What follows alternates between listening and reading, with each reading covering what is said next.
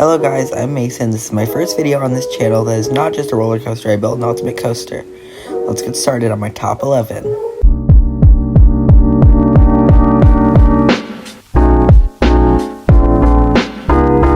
I'm going to start this off by saying that I don't have very many credits, like at all.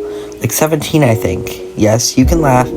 So there will be some coasters on here that will not make people's top 100, and some that will even be in some people's top 50. So let's get started. Number 11, Avatar Airbender at Nickelodeon Universe in Minnesota. I love this ride, and it is a great time. I love the spinning element on the car, and there's two of them, so that makes it even better. And even though it's not very tall, it is still very, very fun. It is just topped out by the others on the list. Oh, and also, it's inside a mall, which is really cool. Number 10, Fairly Odd Coaster, also at Nickelodeon Universe in Minnesota. This is a Gerstlauer spinner, and I really enjoy it. This is a very good family coaster situated inside a mall, just like the last one. And who does not love that? And this won't be the last coaster in the park to be featured. Number 9, the wildest ride in the wilderness, Big Thunder Mountain Railroad at Magic Kingdom. This will be unpopular, but I do like it. Since this ride is located at a Disney park, it isn't very intense, but it's still very enjoyable. And also, since it is at a Disney park, the theming is absolutely incredible through its long ride time with multiple lift hills. Just like the last coaster, this ride has amazing theming. It is also a pure fun coaster, even though the intensity is really not there. The dark ride section of this ride has the song Hi Ho from Snow White, which really adds to the immersion of the ride.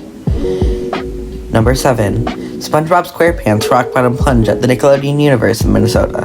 This is the third coaster from this park, and this Gerstlauer Eurofighter packs in 3 inversions into its short layout. The ride is also very fun and enjoyable, but also very short. There's a mid-course brake run that slows down the ride significantly.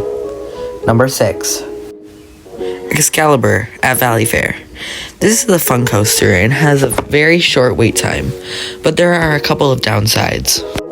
First of all, this ride is rough and painful, which is to be expected from an Aero from 1989. Another downside is how long of a trek it is to even make it to this coaster.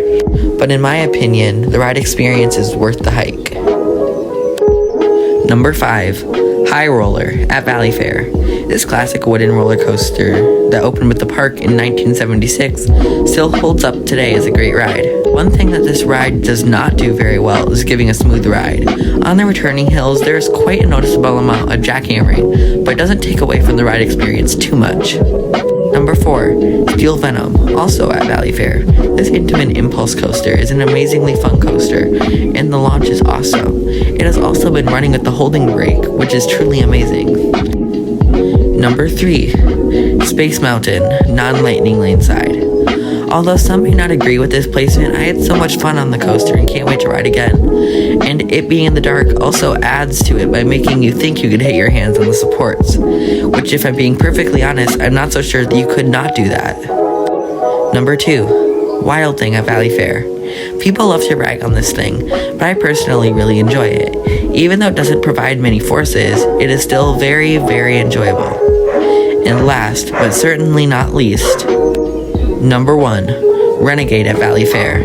This ride pulls so many forces, it is incredible, and the S-shaped first drop is very unique and a very odd sensation. I love how well the ride holds its speed throughout the entire layout. Additionally, the Millennium Flyer trains provide a comfortable ride, but also the track can be quite rough, but the ride is so good that it doesn't really bother me. That's all for today. Have you ridden any of these coasters? And if you haven't, what ones do you want to ride someday? I hope to see you next time. Bye!